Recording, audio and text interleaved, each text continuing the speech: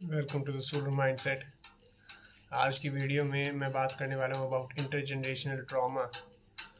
और इसके बारे में मैं इसलिए बात करने वाला हूँ क्योंकि कमिंग मंथ दैट इज़ सितंबर, इसमें 25 सितंबर को जो अमावस्या है उस दिन श्राद्ध रखे जाते हैं, श्राद्ध पूरे होते हैं, पितृपक्ष के श्राद्ध कहा जाता है इनको। और इस श्राद्ध का जो कंसेप्ट है इसके बारे में ऑलमोस्ट सभी हिंदू हाउस जानते हैं। इस टाइम पे लोग कोई नई परचेजेज नहीं करते, कोई चीज़ें खरीदते नहीं हैं, कोई किसी भी चीज़ का उद्घाटन या कोई भी चीज़ का स्टार्टिंग इस टाइम पे नहीं किया जाता। और इस श्राद्ध की सिग्निफिकेंस क्या है और ये क्यों रखा जाता है और इसका एक्चुअली में इसकी क्या नीड है और क्या इंसाइट है, उसके बारे में मैं आज बात करूँगा।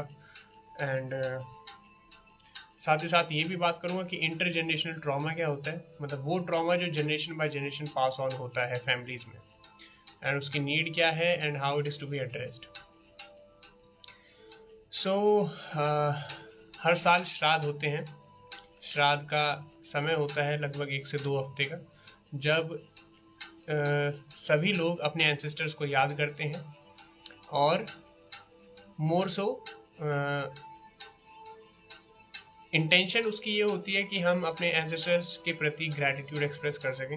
बट आज की डेट में वो चीज़ स्टार्ट होते होते ये हो गया कि श्राद्ध को एक तरीके से दुख की तरह मानते हैं कि वो दुखी होने का समय है, क्योंकि कोई नई चीज़ ना खरीदना, कोई नई चीज़ ना शुरू करने को लोग इस चीज़ से रिलेट करते हैं जैसे वो कोई बुरी चीज़ है, या फिर मतलब कि ये चीज़ खुश होने की नहीं है, या फिर इसमें कुछ हम पॉजिटिव इमोशन नहीं दिखा सकते, हम इसमें सिर्फ नेगेटिव इमोशन दिखा सकते हैं, which is a very very big mistake, very very big mistake. So इन्हीं चीज़ों को क्लियर करने के लिए मैं थोड़ी सी वीडियो में आज बात करूँगा। सो द थिंग इज़ कि जो भी हमारा अवेकनिंग का और जो एनलाइटनमेंट का जो प्रोसेस चलता है हमारी पूरी लाइफ में, उसमें एक बहुत ही इंपॉर्टेंट प्रोसेस ये होता है कि हमारे ऊपर जो कार्मिक बैगेज है, वो कार्मिक बैगेज बहुत सारी जगहों से आता है। मतलब जो हमारे ऊपर एक तरीके से हम भी कह सकते हैं कि कुछ ना कुछ हमारे ऊपर कुछ हमारे बिलीव्स, कुछ हमारे एक्शंस, और वो डिफरेंट तरीके से होते हैं। मतलब एक एक्शन है जो हमारा खुद के हैं, हमारी खुद की गलती है, या फिर हमारे खुद का कुछ अनग्रेटफुल बिहेवियर है किसी चीज़ के प्रति, जहाँ पे हम अपनी कमियों को ना देखने के बजाय अपनी लाइफ में रिस्पॉन्सिबिलिटी नहीं ले रहे, सफ़र कर रहे हैं। But at the same time there is also a set of कार्मिक बैगेज। मतलब कुछ कर्म ऐसे भी होते हैं जो हमें हमारी जिस लीनिएज में, यानी जिस कुल में हम पैदा होते हैं, उस कुल में पैदा होने की वजह से हमें मिलते हैं। ठीक है, और ये सभी के साथ है। ठीक है, मतलब ऐसा कोई नहीं है जिसके साथ ऐसा नहीं है।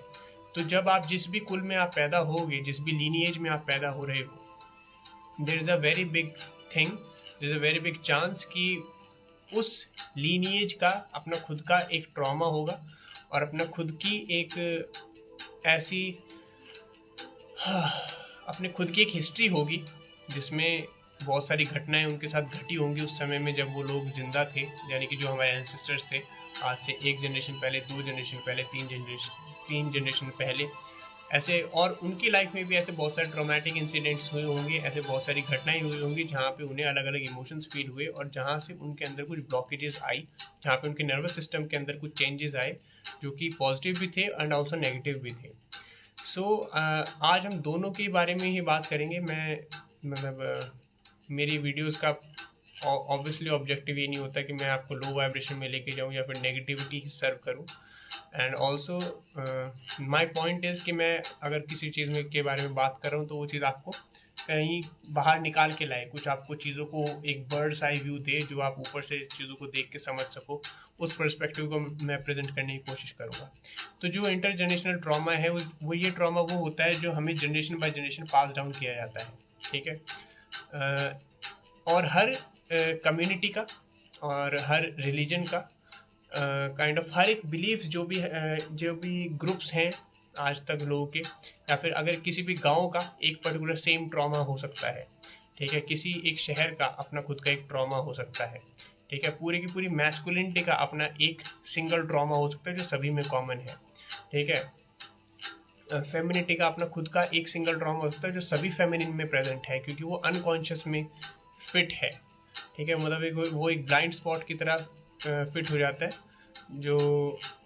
जो पूरी की पूरी मैस्कुलिनिटी या फिर पूरी की पूरी फेमिनिटी देख ही नहीं पाती, या फिर उस पर रिएक्टिव हो जाती है जब वो सामने आता है। तो सो इंटरजेनरेशनल ट्रॉमा इज़ अबाउट कि जो हमारे से पहले आने वाले पूर्वजों के साथ जो भी चीज़ें गलत हुई या फिर जो भी चीज़ उनके साथ अच्छी नहीं हुई, जैसे फॉर एग्जांपल आप ये चीज़ सोच सकते हो कि आज से अगर आप 60-70 साल पहले पैदा होते तो आप गुलाम भारत में पैदा होते, और उस टाइम पे अंग्रेज़ यहाँ पे थे, और अंग्रेज़ों के समय पे रूल्स इस तरीके के थे, आपके घर में घुस के वो आपको मार पीट सकते थे, आपके जो आपकी वाइफ है, जो आपकी बेटी हैं, जो आपकी बहनें हैं, वो उनको उठा के ले जा सकते थे। और क्योंकि आप अपने देश में गुलाम थे इसलिए आप कुछ बोल नहीं सकते थे इन चीज़ों के बारे में। अगर आप बोलोगे तो आपको फांसी पे टांग दिया जाएगा, जेल कर दी जाएगी। सो एक बहुत ही ज़्यादा, अगर देखा जाए तो बहुत ही ज़्यादा पावरलेसनेस, बहुत ही ज़्यादा असहाय फील करना, बहुत ही ज़्यादा ऑप्रेस्ड फील करना, बहुत ही ज़्यादा दमित फील करना। ठीक है, आप किसी इंसान को गोली मार देना चाहते हो लेकिन आप कुछ कर नहीं सकते। ठीक है, जबकि आपने कुछ किया नहीं। सबसे बड़ी बात यह है कि आपकी कोई गलती हो और उसकी आपको सज़ा मिले तो वो जस्टिफाइड लगता है, लेकिन आपने कुछ गलत करा नहीं, लेकिन फिर भी कोई इंसान आपके घर में घुस के आपके साथ बदतमीजी कर रहा है और आप कुछ नहीं बोल पाओ, ये बहुत ही ज़्यादा मतलब सिस्टम को झकझोर देने वाली चीज़ें होती हैं। ठीक है, और यही होता है कि ये एक्टिविटी एक्चुअली हमें फियर फील करवाती हैं। ठीक है, जितनी भी नेगेटिव चीज़ें हैं वो सभी के सभी की ये कोशिश रहती है कि वो हमारी वाइब्रेशन को डाउन करें, ऑब्वियसली, नो डाउट। और जब वो वाइब्रेशन को डाउन करती है हमारी, तो वो चीज़ हमारे डीएनए के कुछ सर्टेन पार्ट्स को एक्टिव और डीएक्टिवेट करती है। ठीक है, और जो एक्टिव और डीएक्टिवेट है वही चीज़ है जो ह्यूमंस की वाइब्रेशन को अप या डाउन करता है। मतलब आप ये सोचो कि मतलब भारत पे लगभग ऑलमोस्ट 700 से 800 साल बाहर के लोगों ने राज करा। मतलब 2 कन्फ्लिक्टिंग रिलीजन्स थे भारत में। 500 साल मुसलमान रहे, 200 साल क्रिश्चियन यानी अंग्रेज रहे, और उन 700 सालों में हिंदुओं के, मतलब एज कलेक्टिवली अगर हम देखें तो हिंदुओं के ऊपर जजिया लगाया गया, उन्हें उनके ग्रैटिट्यूड को अटैक किया गया, उनके अंदर जो हारमनी थी, जो लव था, जो पीस था, उन सबको अटैक करा गया अलग अलग राजाओं द्वारा। और मतलब ये नहीं कि 50-100 साल के लिए, लगातार 700 सालों के लिए। तो आप इस चीज़ से समझ सकते हो कि ईरान और मेसोपोटामिया, मतलब जो ईरानियन सभ्यता थी, मेसोपोटामिया, और जो भी प्राचीन सभ्यता हैं, आप यूरोप देख लो, यूरोप में एक टाइम पे ट्राइबल कल्चर हुआ करता था। यूरोप में ऐसा कोई भी फिक्स कोई रिलीजन नहीं था। ठीक है, हर एक कुल का, हर एक ट्राइब का अपना खुद का रिलीजन हुआ करता था। लेकिन क्रिश्चियनिटी के वहाँ आने के 100 साल के अंदर अंदर वहाँ पे सब लोग क्रिश्चियनिटी में चेंज हो गए, कन्वर्ट हो गए। ठीक है, अगर आप मिडिल ईस्ट की बात करो तो मिडिल ईस्ट में एक टाइम पे पेगन रिलीजन था जो कि हमारा ही रिलीजन था, लेकिन वहाँ पर जिस तरीके के लोग थे उस जगह पर 50 साल इस्लाम के आने के अंदर अंदर सभी लोग इस्लाम में कन्वर्ट हो गए। ठीक है, बट मज़े इंटरेस्टिंग बात यह है कि 700 साल भारत की इस एरिया में बाहर के शासकों ने राज किया, और फिर भी यहाँ पे लोगों के अंदर इतना ग्रैटिट्यूड था, इतना सिंपल लिविंग था, इतना पीस था कि उन लोगों ने कभी भी किसी भी चीज़ के डर से अपने आप को, अपने धर्म को नहीं बदला, और जो भी उनकी लाइफ में जो भी प्रॉब्लम्स आई उसको वो बड़े ही सिंपल वे में क्रॉस करते चले गए। एंड नो डाउट ऐसा नहीं है कि उनकी लाइफ में कोई हार्डशिप्स नहीं थी। जो हार्डशिप थी वो कहीं ना कहीं ट्रॉमास क्रिएट करती हैं, क्योंकि वो उस समय की ज़रूरत होती हैं। उस समय पे वो ज़रूरी होता है कि वो अपनी लाइफ में लोगों को कुछ ऐसे एक्शन लेने पड़े होंगे जो उन्हें ज़रूरी थे उस टाइम पे, even though they were not really fruitful, वो अच्छे नहीं थे उनके लिए, लेकिन वो ज़रूरी थे। तो वो सभी एक्शंस हमारे डीएनए को डाउनग्रेड कर देते हैं, और हमारे कार्मिक लीनिएज के अंदर वो ट्रॉमा कई बार इतना डीप होता है कि वो डीएनए में पास ऑन होता है। मतलब कि वो अगर आज से 100 साल पहले आपके दादा के साथ अगर कोई घटना ऐसी घटी थी जिससे उनका सिस्टम हिल गया था बहुत ज़्यादा, तो चांसेस हैं कि वो अपना ट्रॉमा मेरे पिताजी को पास ऑन करेंगे, और मेरे पिताजी मुझे भी पास ऑन करेंगे, अनटिल एंड अनलेस हमारी जनरेशन में से कोई ये डिसाइड करे कि मुझे इस ट्रॉमा को हील करना है और ये चीज़ मुझे ठीक करनी है, क्योंकि ये चीज़ मेरे लिए हेल्पफुल नहीं है and this is not normal, this is not helpful to me. ठीक है, सो इसी इंटरजेनरेशनल ट्रॉमा को एड्रेस करने के लिए श्राद्ध का कंसेप्ट होता है। श्राद्ध इसीलिए रखे जाते हैं ताकि हम अपने जो आज से पहले जितने भी हमारे पूर्वज हुए हैं उन सभी के प्रति हम अपना ग्रैटिट्यूड एक्सप्रेस कर सकें, ताकि हम उन लोगों के एफर्ट्स को एटलीस्ट एक्नॉलेज करें जिन लोगों ने हमसे कहीं ज़्यादा कठिन परिस्थितियों में इतने ज़्यादा ग्रेटफुलनेस के साथ और इतने ज़्यादा फ्यूचर के विजन को समझते हुए अपनी लाइफ को जिया कि आज जो हमसे पहले लोग थे उन लोगों की वजह से आज हम यहाँ पे हैं जहाँ पे हम बैठे हुए हैं। ठीक है, जो आज हम ये दिन देख पा रहे हैं वो इसलिए है क्योंकि हमारे से पहले पूर्वजों ने कहीं ना कहीं अपनी लाइफ को बहुत ही मॉरलिस्टिकली, बहुत ही सही तरीके से ग्रेटफुलनेस के साथ जिया। This is very interesting to understand and obviously this is what life is all about, कि हम अपने कार्मिक बैगेजेस को जब क्लियर करते हैं अपने कार्मिक बैगेज को हम ऐसे ही क्लियर करते हैं जब हम अपने इंटरजेनरेशनल ट्रॉमा को एड्रेस करेंगे। ठीक है, कई बार ऐसा होगा कि आपकी कोई गलती नहीं है, लेकिन जिस लीनिएज में आप पैदा हुए हो उस वजह से आपके साथ बहुत सारी चीज़ें बाय डिफ़ॉल्ट ब्लॉक्ड होती हैं। ठीक है, आपके नर्वस सिस्टम के अंदर वो ब्लॉकेजेस होंगी। ठीक है, कुछ आप देखोगे कि कुछ इंडिया में कम्युनिटीज़ हैं जिनका सेक्रल चक्र ब्लॉक होता है।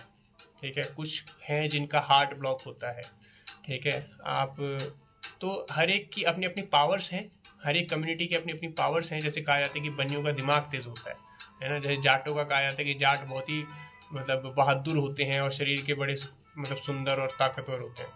तो सभी ऐसी हर एक कम्युनिटी का अपना अपना है। मारवाड़ी जैसे कहा जाता है, मारवाड़ी बिजनेस में बहुत तेज़ होते हैं, है ना, क्योंकि आज से 1000 साल पहले गुजरात के लोग ही सारा का सारा पोर्ट से जो भी ट्रेड होता था वो पोर्ट से होता था, और गुजरात पोर्ट कंट्री था, पोर्ट स्टेट था। तो पोर्ट में जो भी होगा वहाँ पे सब व्यापारी थे। व्यापारी लोग दिमाग तेज होता है, व्यापारी लोग देश चलाते हैं और दुनिया को लूट के खाते हैं।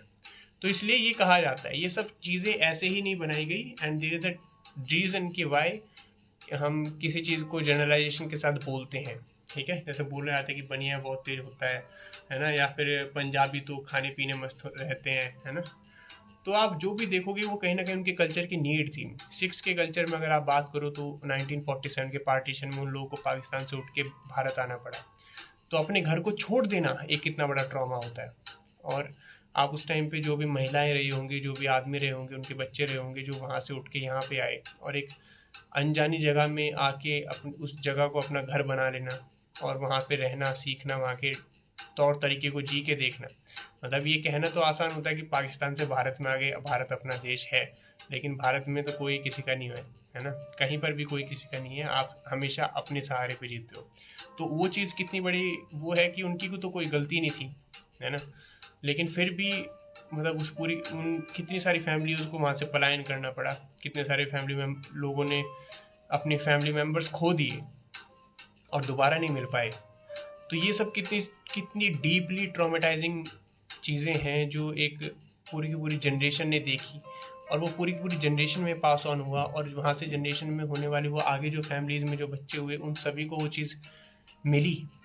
ठीक है, वो लोग अपने घर में नहीं रहना चाहते, वो लोग किसी रिवाज में नहीं बंधना चाहते, या फिर कुछ भी, ये अलग अलग तरीके से मैनिफेस्ट होता है हमारे रिश्तों में, हमारे परिवारों में।